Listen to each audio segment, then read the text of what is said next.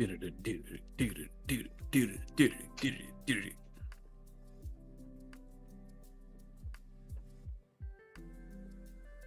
we go. I had to fix my mic stuff anyway. I got a new desk coming. Yep. Has a cup holder. Has a cup holder built into the desk? Yes. Oh my gosh. There was also another option with a cup holder, and if you turn it on, there's a little switch above it. If you turn it on, it starts a little cooler for it. I didn't get that option. That's way too much. I was like... Well, pretty soon you'll be able to just go outside and put it in the snow, and then you could just go out and grab one. Don't tell me that, dude. Come on. That's messed up. I've been good to you this whole time, and now you tell me that.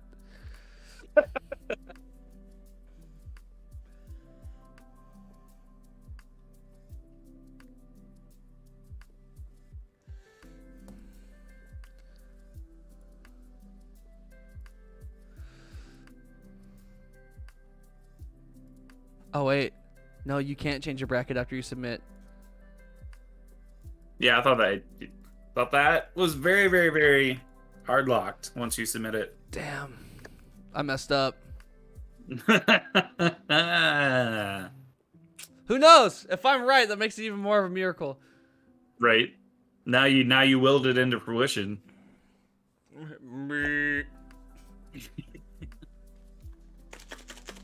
Right now I'm playing on a 6-foot table. Do you want to see my setup?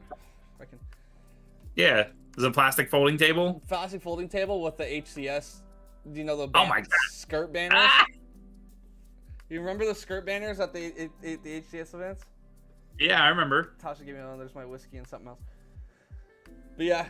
I was gonna say I think I was there. That was DreamHack Dallas or no, Atlanta. Yeah, in 2018. Yeah. Remember the guy that made that jacket? He made that suit out of the banners? It was super cool.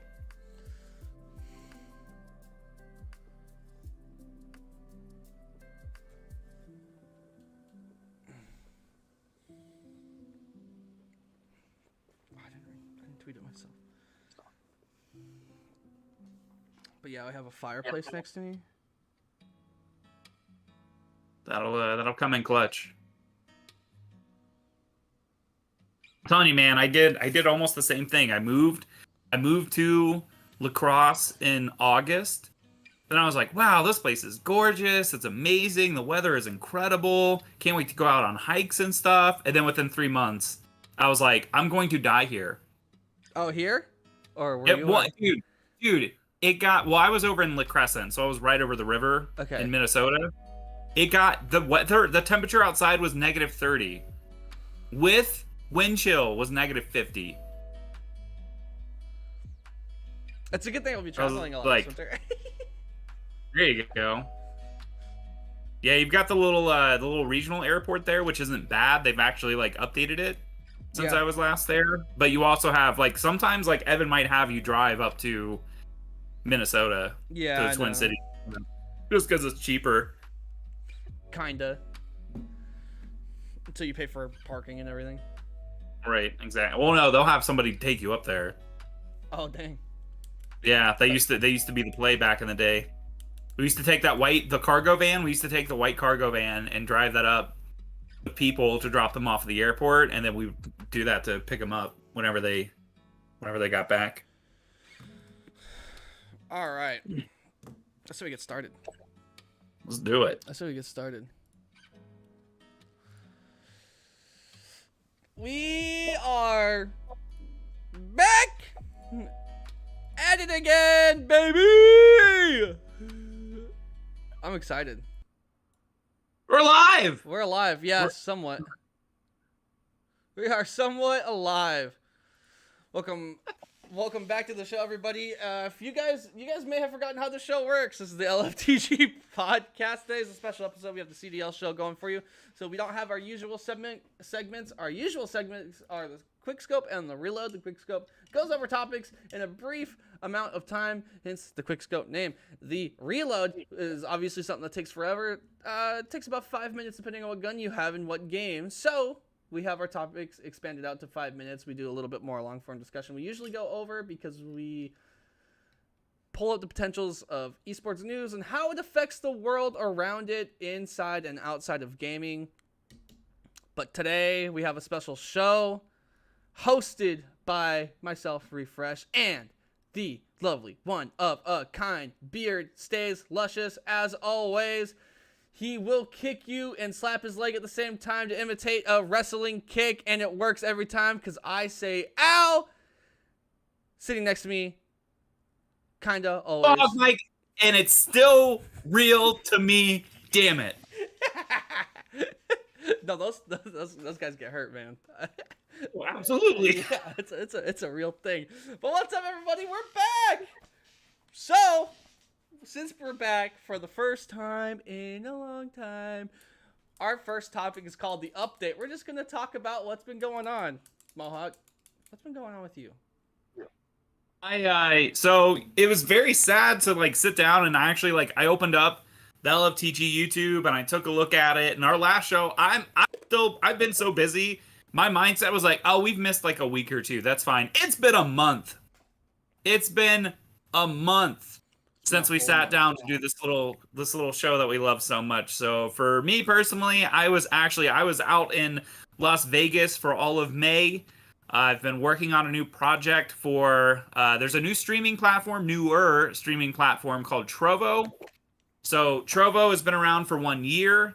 They've launched their own program called Trovo Titans, which is basically their version of, we'll say, a competitor's rivals, if you catch my drift. Mm-hmm. So yeah, we've been running weekly tournaments online. We've been running bigger broadcast shows. So I was out in Las Vegas working shows every weekend in May.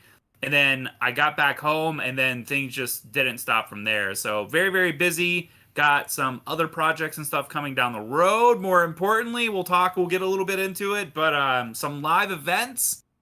LANs are coming back. So very excited. I'm getting event offers all the way out into January of 2022. Yep. So things are crazy. But Alex, you've had a rougher go of it. So I want to hear. Give me all the deets. What's everything that's going on your end? No, not much been going on. Just sitting at home. Just psych! We are not Washington anymore. We are now in Wisconsin. You are muted to me. I'm not sure what's up. I am muted to you. You can't hear me? Still can't hear you. 1 second. Let me see something.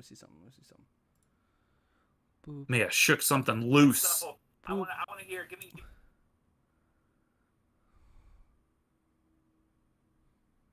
Just psych! I know you can hear me. The thing. Give us a second here. Boop. Oh, there we go. Boop. Got you now. I know what it was. Okay. I know what it was. Okay. Should I redo it? Nah, I lost. I'm just kidding. Yeah, don't much. Just sitting at home. Psych! We moved! We're no longer in Washington State anymore, just south of Seattle. We're actually in Wisconsin now. If you guys can see the logo on the screen, the Gaming Generations. I'm wearing the shirt. I got pulled in full time to Gaming Generations, so I'll be working in the store, out of the warehouse, doing a ton of events. Like Mohawk said, we have a lot of events coming up, but I did drive here. We didn't get our stuff for a little bit. There were some issues with the moving company, but I will be located here full time for quite a bit. But you'll see me back and forth, maybe me and Mohawk in the same place in the same time at some of these events. But yeah, my main goal right now is to start working on some of these live events that are popping up. I'm super excited. It was a crazy drive, by the way. So we decided to leave on Memorial Day weekend because we were supposed to leave before Memorial Day weekend. We were supposed to leave early that week. And then all of a sudden, the moving company bailed on us. So we had to wait a couple days. So we left a little late. What day, you ask, Alex? Oh, just the Friday of Memorial Day weekend. We went probably 50 miles in 4 hours trying to get out of Seattle because everybody was leaving the city going camping. And it was just like camping trailer after camping trailer.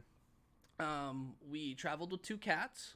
One that's usually good in the car was stressed out for some reason. And my main goal is to blow up and act like I don't know nobody. but now we're here. We made it. I've been at work for a couple of weeks now, working in one of the retail stores. If you guys are in the Wisconsin area, you guys should check out Gaming Generations. Go buy some retro games. Go buy some new games. Just go hang out. But yeah, that's been my journey so far. I now have all my stuff. I'm waiting for my new desk. I'm sitting on a 6-foot table. I have a lot of space right now. I feel like I can just lay out in front of my keyboard. But we got a lot of stuff. Is there any? I mean, that's really my big update, man. But I'm just excited to get back to LFTG stuff. Do some more Halo, Call of Duty tournaments. Yeah, I think that's the crazy thing that we're seeing is like obviously like we all had a crazy year. We all had 2020 was nuts, very unprecedented. Nothing that we've ever experienced in our lives. And so that's the thing is like now we're getting to the point things are kind of normalized. We're kind of getting back to I don't know how things are in Wisconsin, but like a lot of things are the restrictions are being uplifted. The vaccine is more prevalent. Yep. So with that, we're also seeing this like insatiable hunger, this thirst to get back to not just like smaller weekly events, but also like the bigger events as well. So in honor of all of the crazy things that's been going on, I actually wore this is my CEO 2020 shirt, canceled multiple times, but they actually put up their pre-registration. They put up registration for CEO 2020 happening in December, back in Orlando at the Wyndham. They capped out. They had a place for 1,000. They had 1,000 players, and they capped out instantly. Of which Guilty Gear Strive, 512 players, just in under an hour, completely registration capped out. And we're seeing the same thing. We also saw Riptide, and I know you have some kind of hand with Riptide as well. Yeah, and that also sold out. I will definitely be at both events. I'll be at CEO setting it. We'll be providing equipment, all the usual stuff, the shirts that you see. But we'll also be at Riptide this year. That will be happening September 10th through the 12th at the Dells in Wisconsin. Funny enough, my first event after I moved to Wisconsin is in Wisconsin, so a little bit less exciting than I was. Just kidding, no. I love the Dells. It's super nice. Riptide is going to be hosted by the TO that broke off of Smash and Splash. So Aaron's going to be looking to put together a crazy event in 2 hours. That's sold out. So they're in talks with the hotel, possibly extending the registration just a little bit more. I don't know what they'll be able to do. All I know is here in Wisconsin, everything's pretty much it's open. It's you can go anywhere at any time and do anything you want now. So it'll be interesting to see. And like we've been to the movie theater a couple times. Like you'd figure the movie theater in Wisconsin's not popping, packed. Every single time we've went, packed. Midweek, packed. Like Monday, Tuesday, packed. It's cool to see people out and about, and people are excited for events again. And you know what? So am I. I've been waiting. I basically lost my purpose in life. It felt like for a year without events, because that's all I was thinking about the year before. So, but we're back. We're back now, ready to go at it. Is there any other events that are happening? I know there's a couple. I don't know if they've announced though. That's my hesitation of talking about some of these. I don't know if they've announced. DreamHack? No, those are the big. I mean, obviously we have DreamHack Atlanta as well, which like I think people have kind of like put on the back burner, kind of like on the coattails, like forgetting like that's another major event that's going to be happening. They should re-announce it because I feel like they announced that too soon, possibly.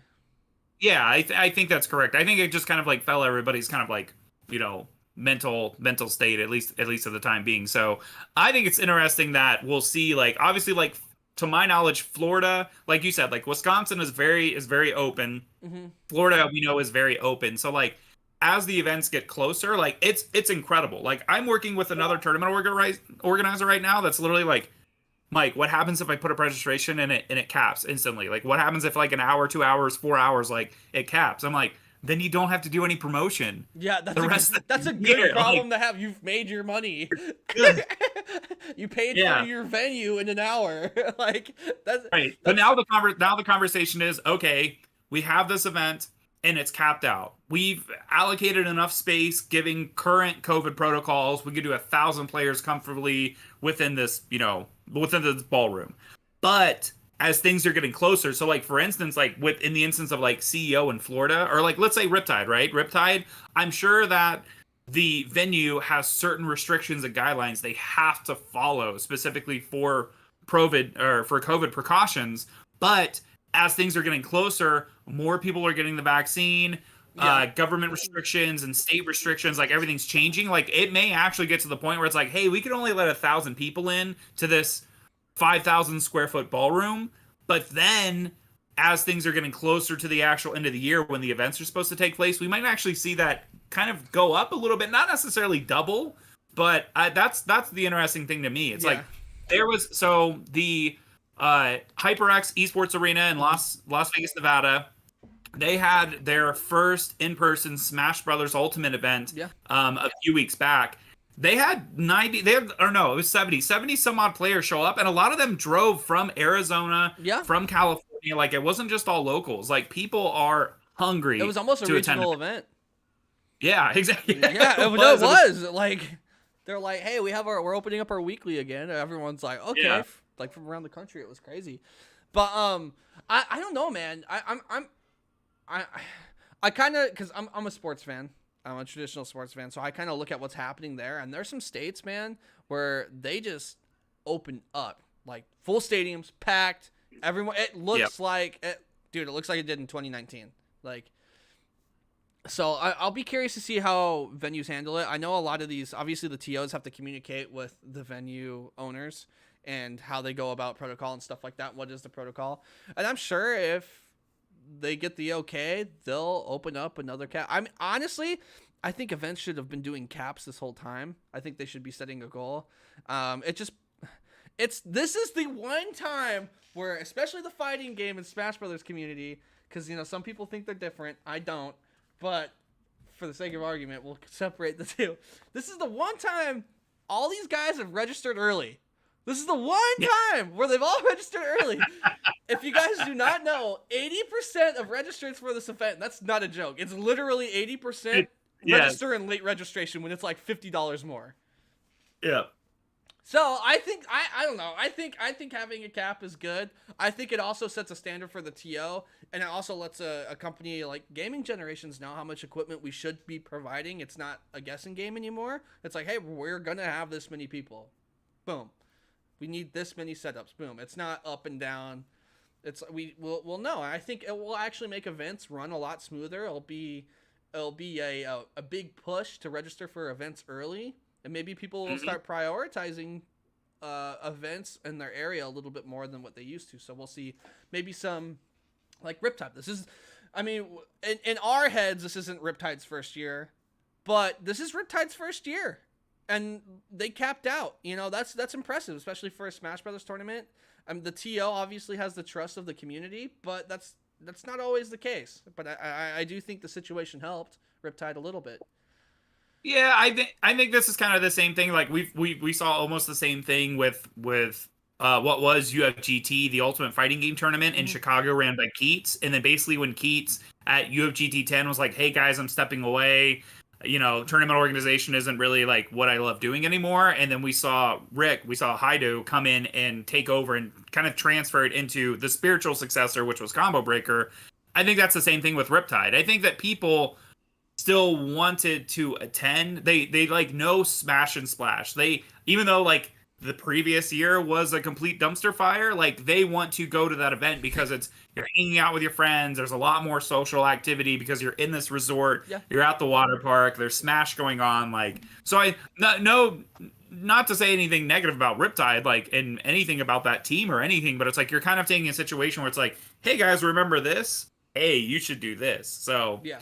Well, it's different owners. It is different owners. There's only there's only certain parts of the team. Some still stayed at Smash and Splash. Smash and Splash, as far as what I'm aware, is still a company, and they're moving forward. Oh, yeah. I don't know. But yeah, I'm super excited to see Riptide. But let's go ahead. Let's move on. Let's move on from this. We could talk about this CEO. We could talk about Riptide for a whole year and a half, but I need to get back into transitioning the scene over. But we're going to talk about some new games. Looks like in the chat we saw a mention of Halo. We're going to talk about specifically Halo and Battlefield 5. I'm going to start with Battlefield 5. I made you watch the trailer before the show. I know you don't really have much of a Battlefield 5 interest, but back in Bad Company 2, I was a slick Rick. I could shoot anybody from anywhere. So I was a little bit nervous because I really want Battlefield to succeed. I like the game as a whole, like the game series as a whole. And the only thing that was worried me before E3 is they came out and said, oh yeah, we're going to compete with Call of Duty. Our game's going to be... They basically said our game's going to be better than the next Call of Duty. And in my head, that's never a really good sign because they're two completely different games. I never really compare the two. But let's go ahead and talk about the trailer. I thought the trailer was sick. It definitely was a theatrical trailer. Obviously, it looks amazing. It runs on the DICE engine. It just looks good. You know, Battlefield always looks good. It is 2048 or something like that, right? That's the 2042, I believe. 2042. That's the new Battlefield. So it's we're finally going back to modern day, slightly in the future.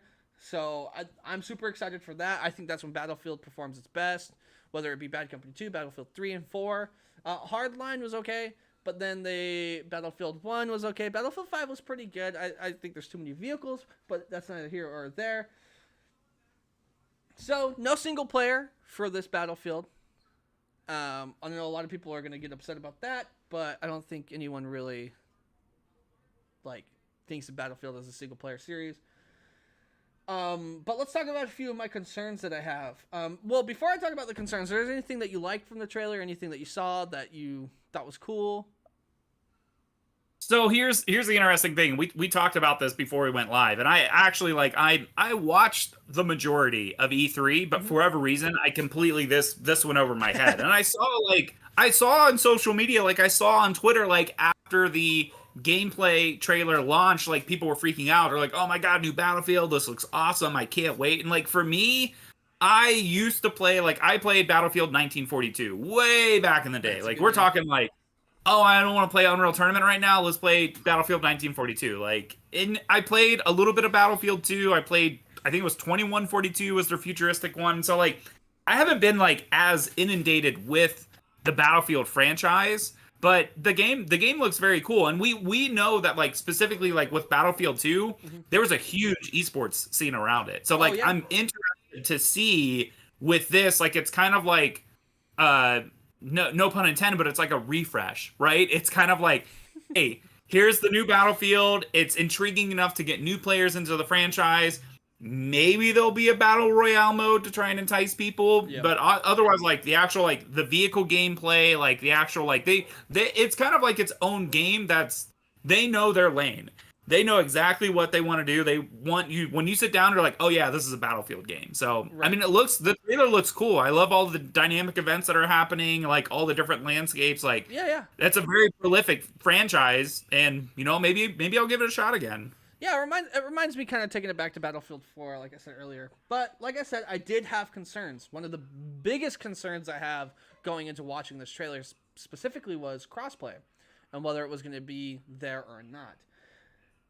They do have crossplay, but it's a caveat. 68 players, 68 or 64 players per match for the old one, but the players on Xbox One and PS4 will not be able to play, as far as my knowledge goes. They haven't confirmed that, but they basically hinted it's two different games. And on the new consoles and PC, which is, they group the three together, so I'm assuming that is crossplay, it's 128 players on the new. So, I mean, this concerns me a little bit because not everybody has the new consoles. Sony had come out and said they're not rushing more out. They're just kind of going with the flow, and when they release more, they release more, And then Xbox kind of said, we love the Xbox, but we're going to be kind of moving towards a streaming platform for PC and stuff like that, which Xbox Game Pass I think is a phenomenal service. I have it. I can play any game that comes out on there for free. It's basically Netflix for video games. But it doesn't look like the old consoles will be able to play with the new consoles. That was a big concern for me. One thing that also kind of freaked me out was you could change attachments on the fly. So you could be like going up a zip line, put new attachments on your gun, and then you have a different gun. You basically have a gun built for something else. I kind of don't like that, because one thing I did like about Battlefield is you kind of built your class for specific situations. So you put yourself, like if you had a long range class and you broke into a building, you either had to pick up a gun or you put yourself a little bit at risk. And as an assault rifle player in the game, I feel like I lose that risk. I could approach a building with a 2x scope, and right before I go in, I can throw a red dot on. So I don't know if I'm too thrilled about that. And then I see mixed feelings on this. Basically, Battlefield came out and said, hey, by the way, if we don't fill up our servers, we're going to put bots in the game.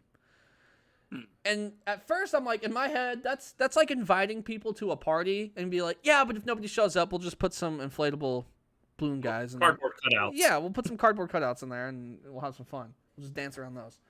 So, I mean, those are kind of things that are concerning. I can see, I mean, I hope they're good bots. I hope they're not bots that are just going to be running in straight into a wall or running into, it's Battlefield and bots.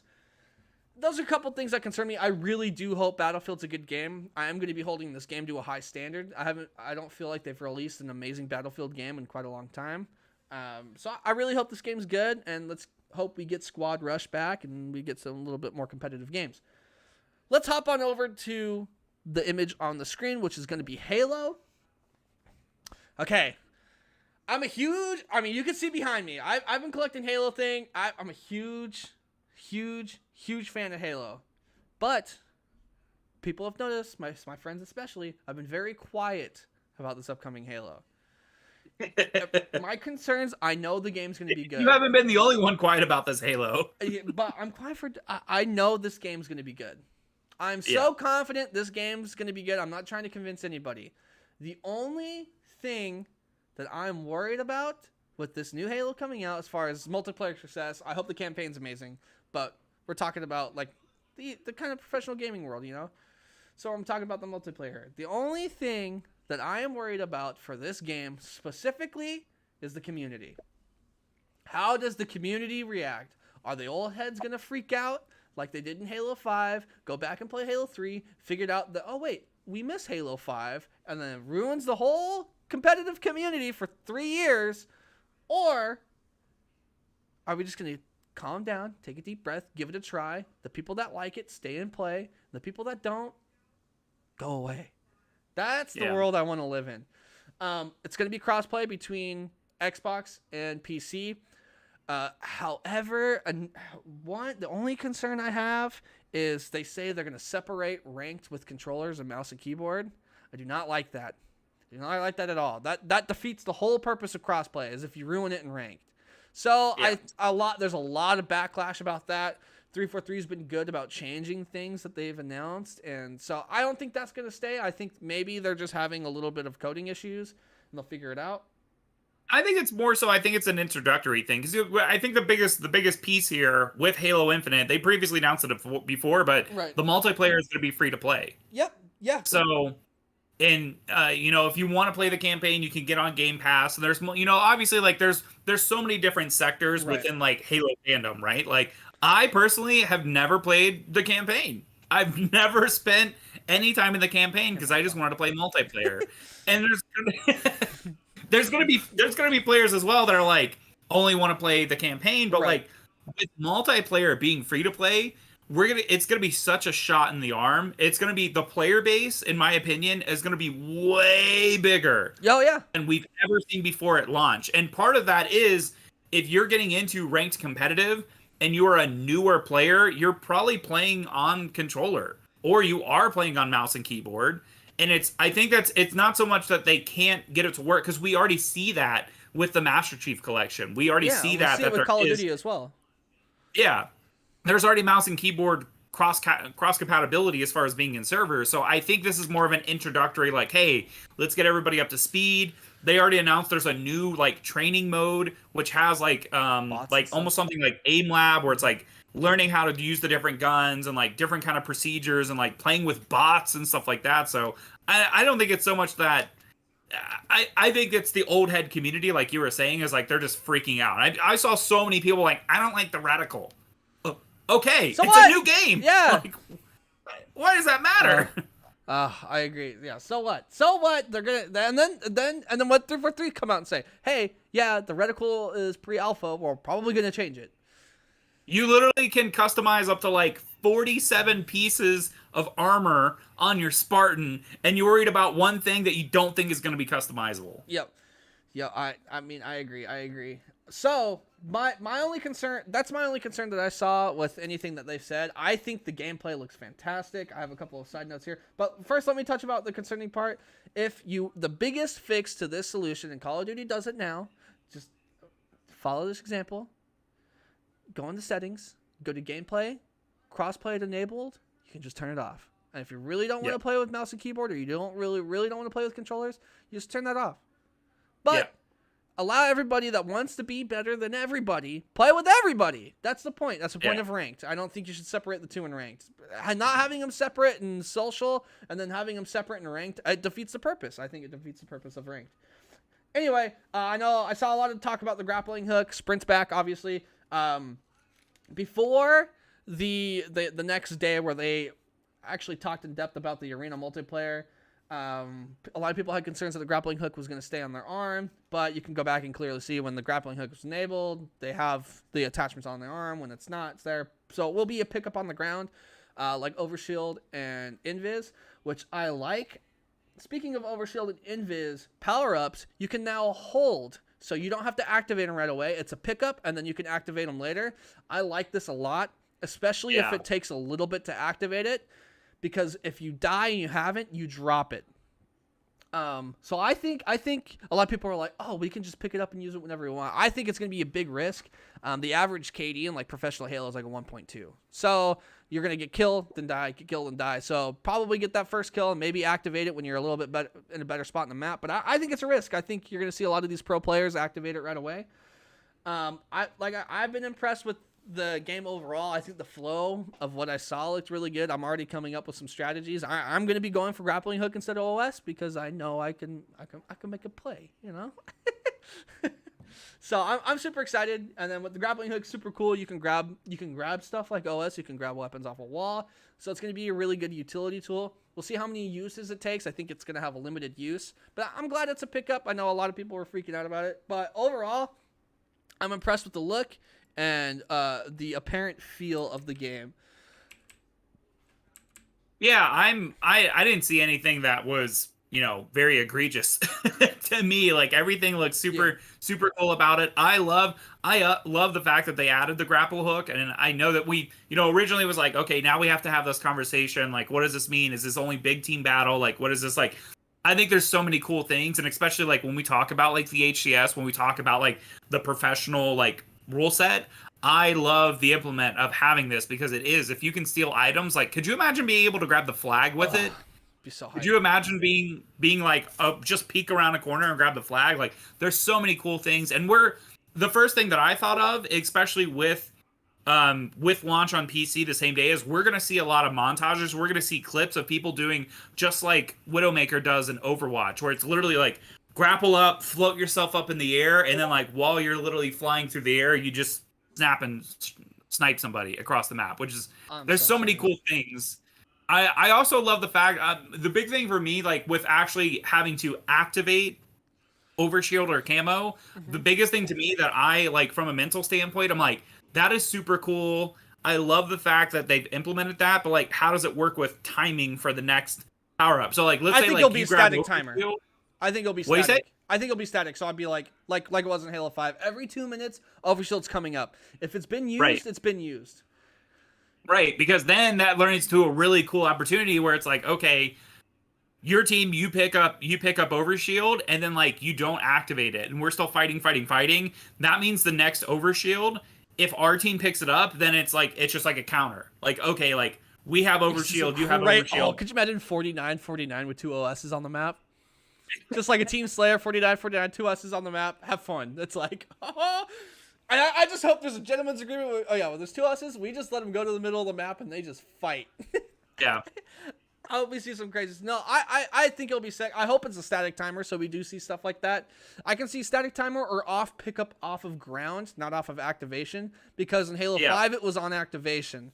Right. So I hope it's not activation, but if it is activation, that could be a pretty cool strategy as well, because you can delay OS.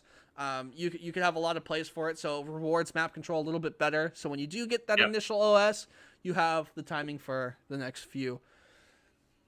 Is there anything else you did or did not see? I know you, before the stream started, you mentioned that Windjammers wasn't there. You're a little bit disappointed with that. What else did you see that you thought was some new games coming out? I mean, like from like the standpoint of like esports, like obviously I'm very excited for Back 4 Blood. Mm-hmm. I was a huge fan of Left 4 Dead, both 1 and 2, but I remember like people running tournaments for it. I was like, this is not a tournament game. Yeah. There's so much AI. There was a small seed there, but like Back 4 Blood looks like they're doing a lot too. Yeah. As far as trying to implement like a lot of cool like new game types. Like I know that that same studio also did Evolved, and like that was kind of positioning itself where it's like they did a lot of show matches, they did a lot of exhibitions. Like they're like, hey, we want this to have some kind of competitive scene behind it, and it just kind of the whole game just kind of flopped. Yeah, but out of nowhere too. It felt like. Yeah. So I'm excited for Back 4 Blood. I could see a lot of fun. I think it's just going to be a lot of fun, but I think there could be some kind of like competitive mode kind of featured around that. I mean, other like little small things here and there, but like the big one for me is like we got to see more Halo. We know that the release date is holiday 2021. Like, there's one day to release this game. There's only one day this year to release this game, and if it's not released on this day, I know where the building is. I'm gonna go in there, have a firm talking to anybody, even if it's just a lady at the front desk. I'm gonna go talk to somebody. November 15th. If it does not release on November 15th this year, they're messing up. Do you know why November 15th? It's the 20th anniversary of Halo. That's the only day that you can release this game. What I'm hearing is we gotta start a hashtag and get it trending on Twitter. We gotta at Tashi. We gotta at everybody on the 343. They know. All right, whatever. Let's anything for the anniversary. I don't think I've seen anything official. They have banners and stuff like profile pictures. Okay. Yeah. So I mean, they're acknowledging that it's coming up, 20 years of Halo or whatever. But it's time, man. It's time to release it on the 20th anniversary and get it. Yeah, if you want a brand new start to a franchise like this, releasing on the 20th anniversary is the key. It's crazy to think that Halo's going to be 20 years old this year. But let's go ahead and move on. We're going to talk about some Call of Duty. So first, we're not going to talk about challengers today. First, we're going to talk about Call of Duty, the new update, and what is going on here. I have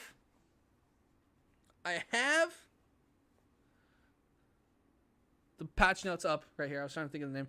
So we do have 2 new guns. We have the MG82 LMG, and we have the C58 assault rifle. Probably not. I mean, obviously the LMG is not going to be used in competitive. The assault rifle, we'll see how good it is. I hope it's fire as an AR player. They're going to have 5 new weapons throughout the season. 4 prestige levels. Prestige shop. Multiplayer. New 6v6 map, Collateral Strike, and Hijacked from Black Ops 2. Remember the yacht? Some fire plays. I could see yacht coming, or Hijack coming into play in competitive. And then new combined arms map, new gunfight, face-up map, Amsterdam. New mode, one in the chambers back. Multi-team's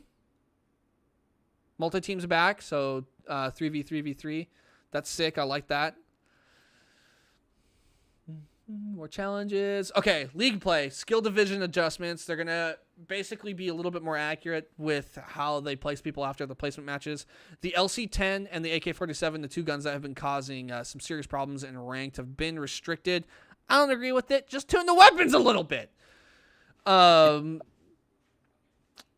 They're just doing more league play rewards. Zombies have a bunch of new stuff. Yeah, but the big thing's a new map. Not too many things. I'm going to scroll down, see if there's any big patch notes.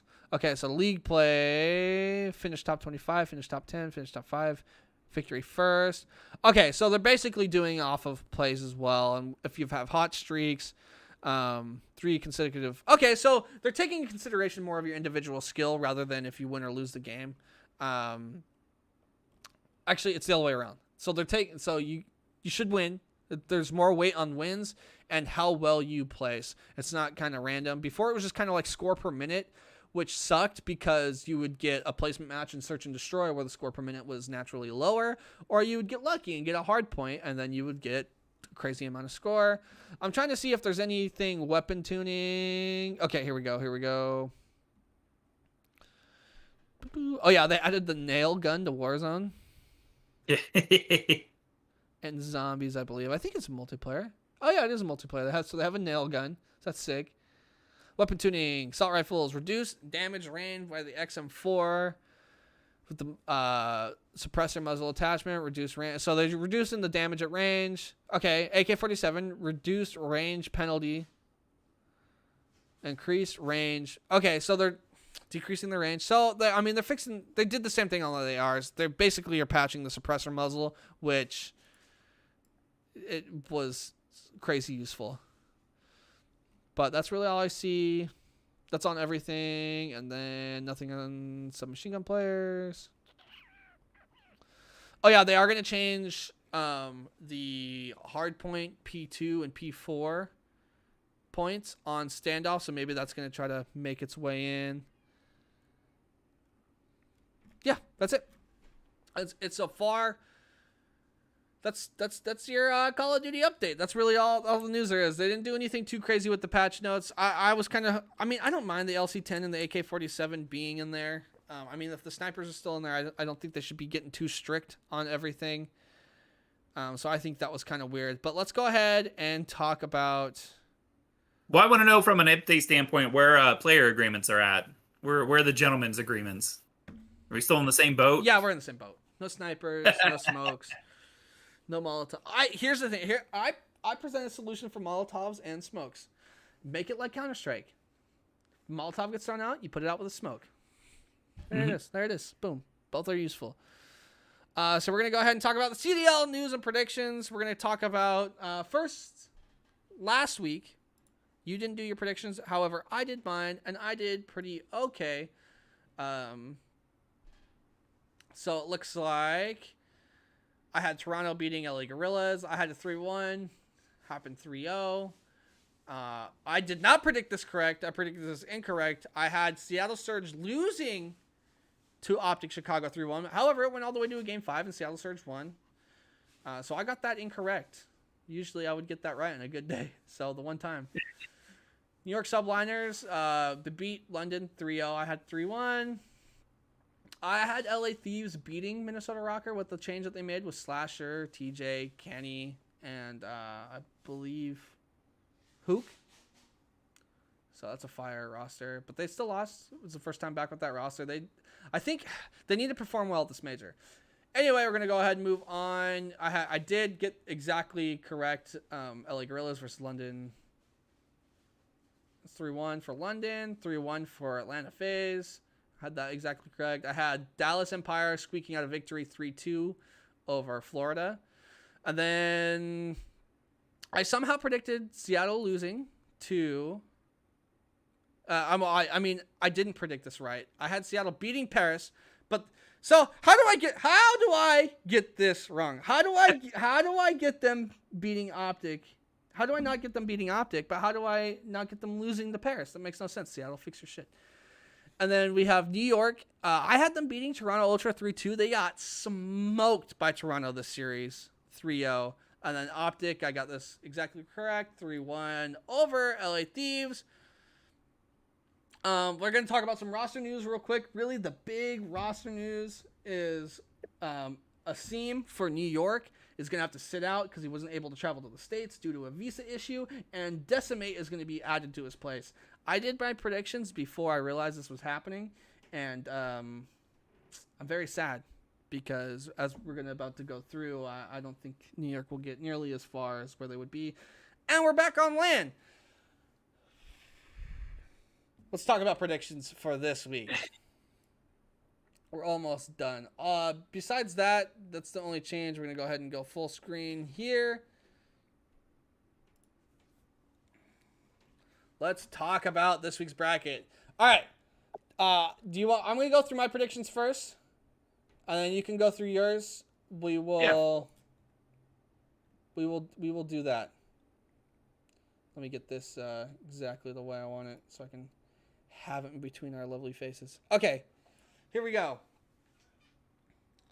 Winners round 1. I have... See, this is where I messed up. I feel like I already messed up because of the whole New York thing.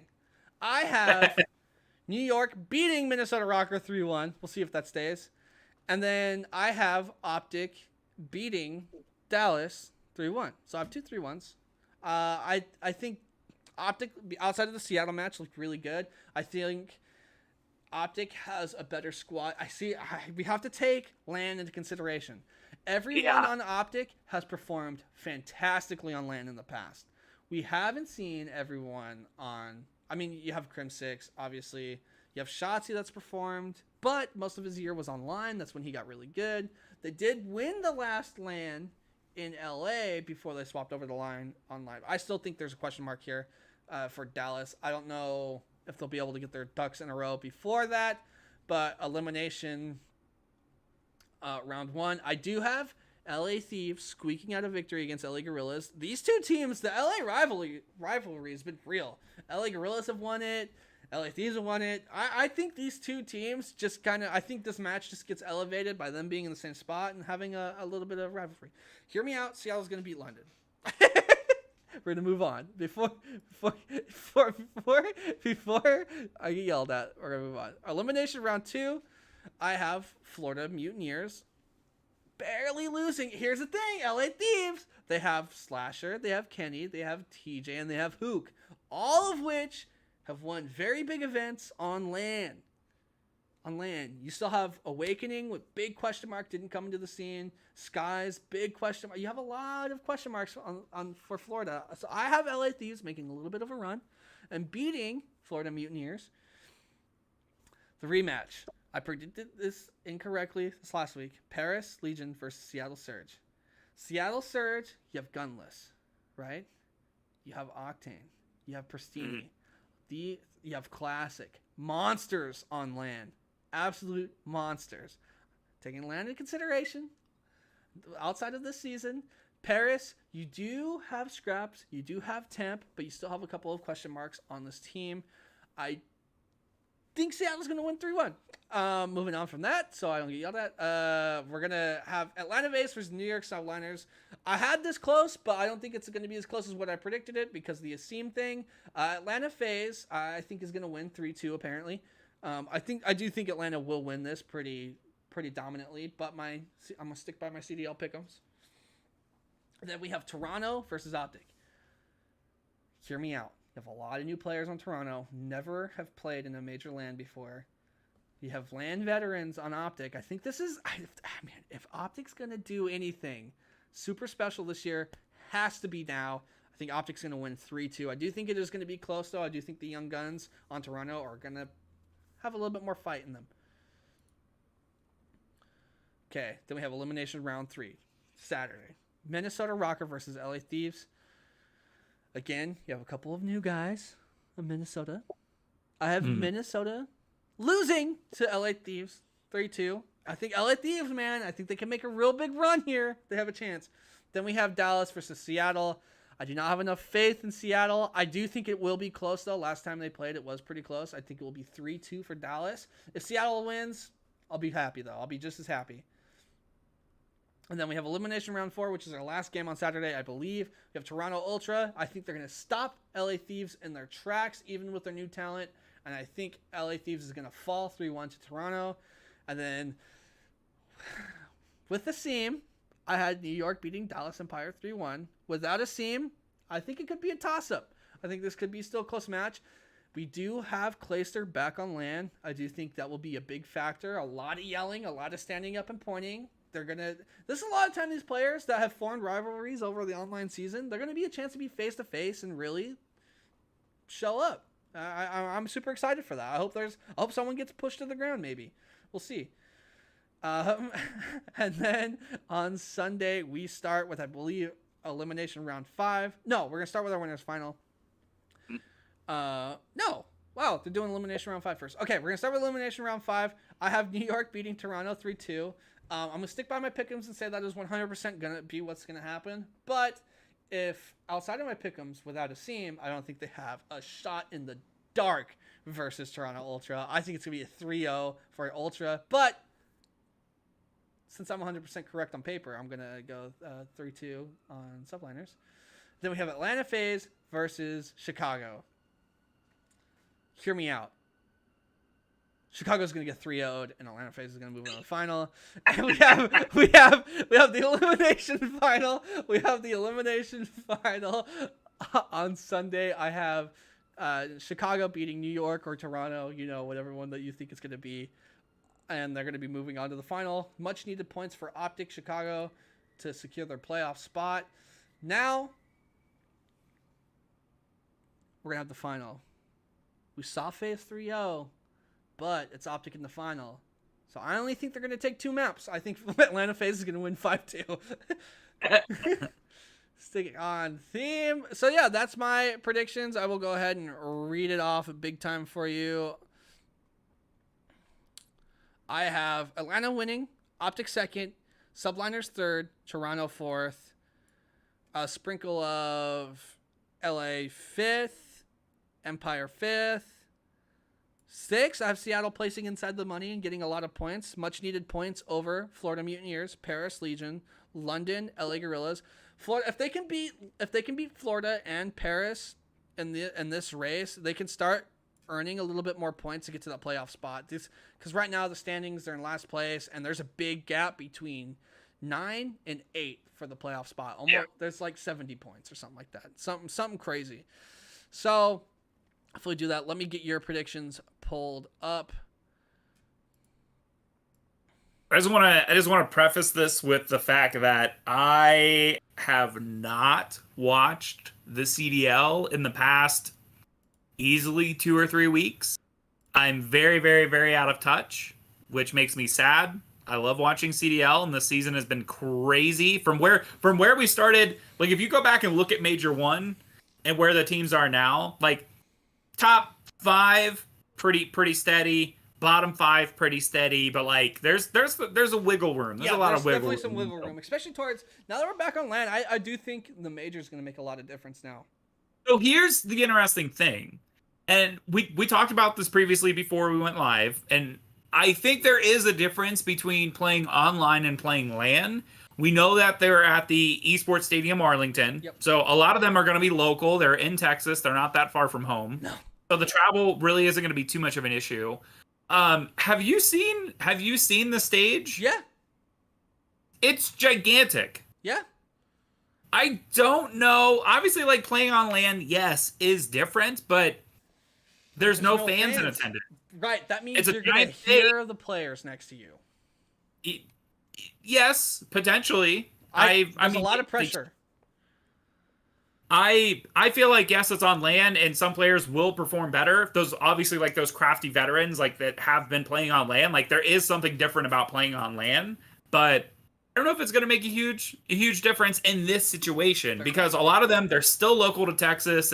I'm sure it's a short flight or maybe a drive. I don't know where they're all situated at. I know most of them around the Dallas area, but we'll see. So I have winners round 1.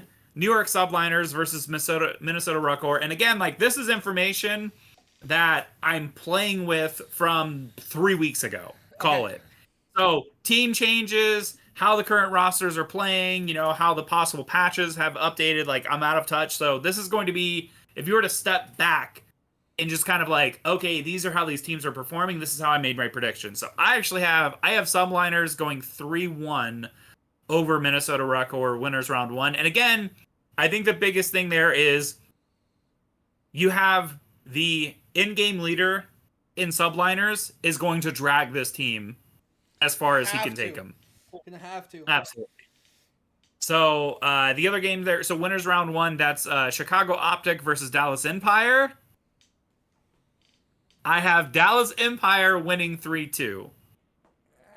I think that from an organizational standpoint, they are going to be grinding more going into this major than they've prepped for any other series before. But I could be completely wrong. I don't know how Optic is doing, in all honesty, at And this they lost point. to Seattle. Yeah. So they can lose to anyone at this point. That's true. So, elimination round 1, LA Gorillas versus LA Thieves. I have Thieves going 3-1 over LA Gorillas. I feel like that's pretty simplistic. I know that Gorillas were kind of like jockeying for position there. They were doing a lot better. London Royal Ravens versus Seattle Surge, and I see you. Give me some points for the friggin' playoffs, man. They have to win, or they have no shot.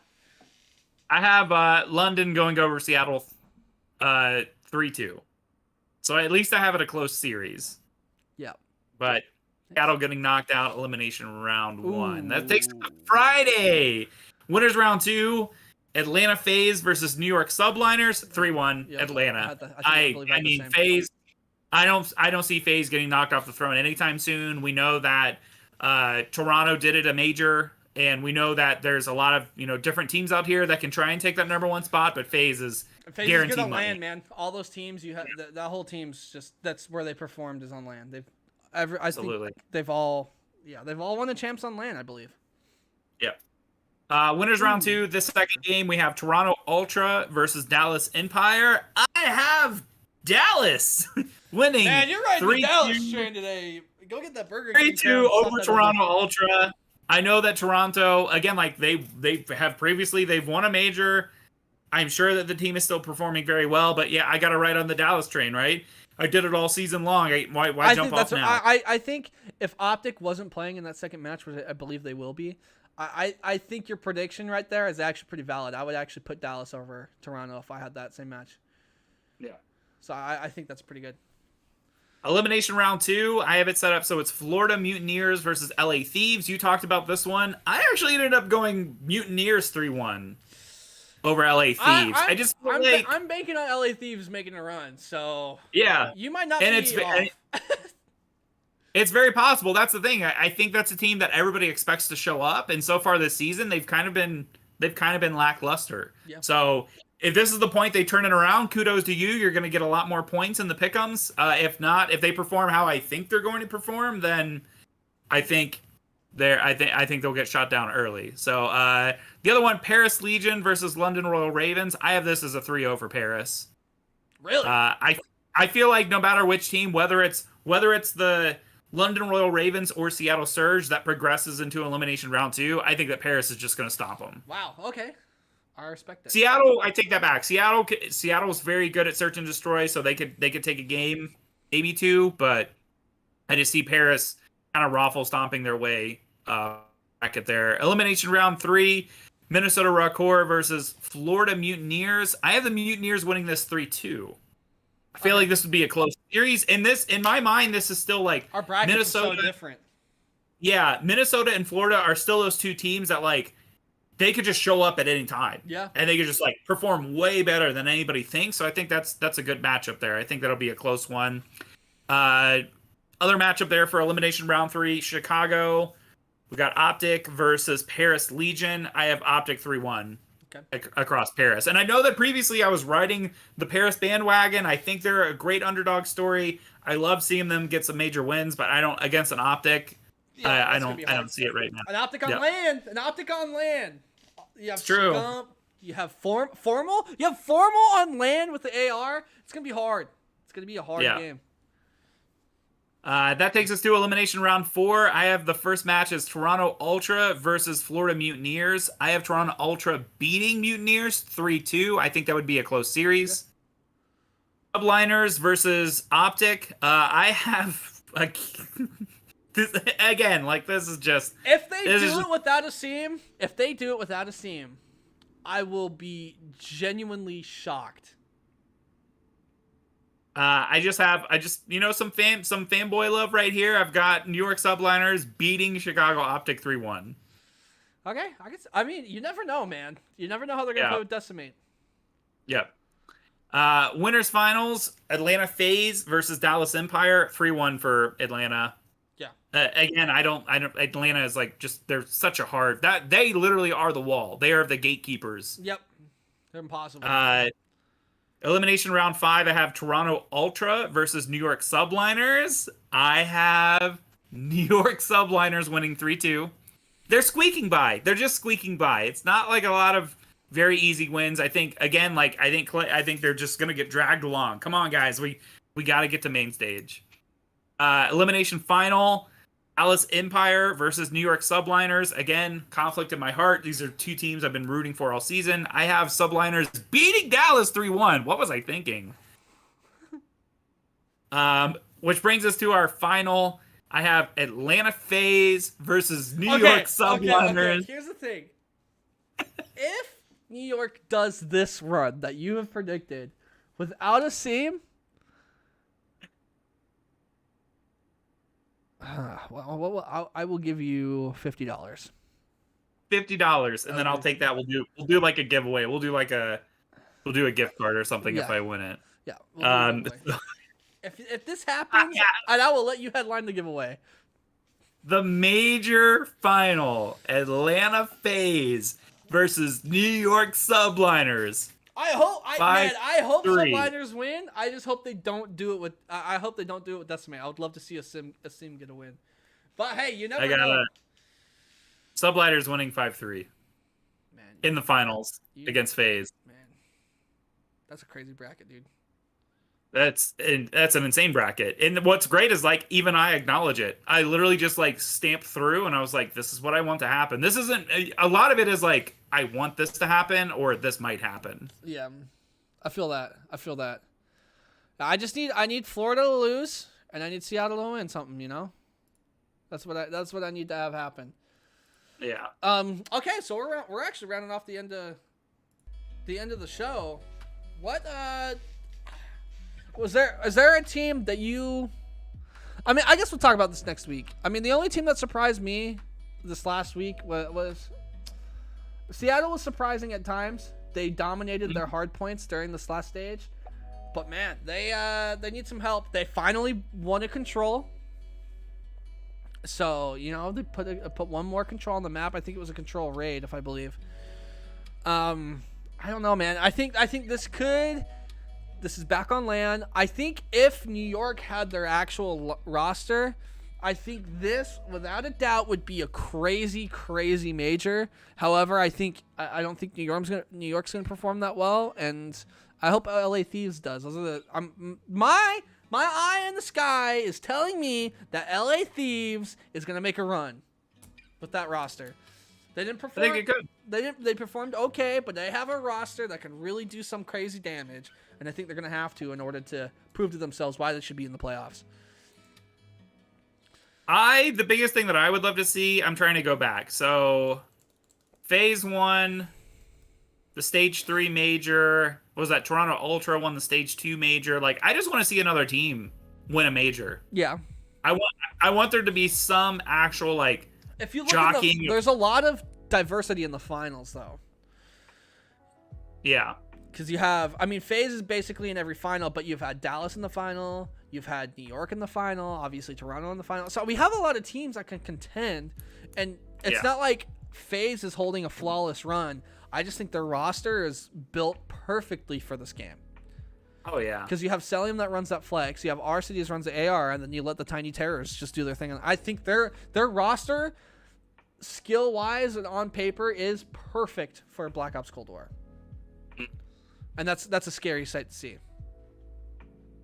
It actually looks like I'm incorrect. FaZe has won every major so far. No. This season. I know Toronto won one, right? Yeah, Toronto won Major 2. It was Major 2? Yeah. So long ago. Yeah, it was the second one. Okay. Yeah, I just want to see a different team. And then New York choked versus FaZe last one. So we've almost had 3 teams.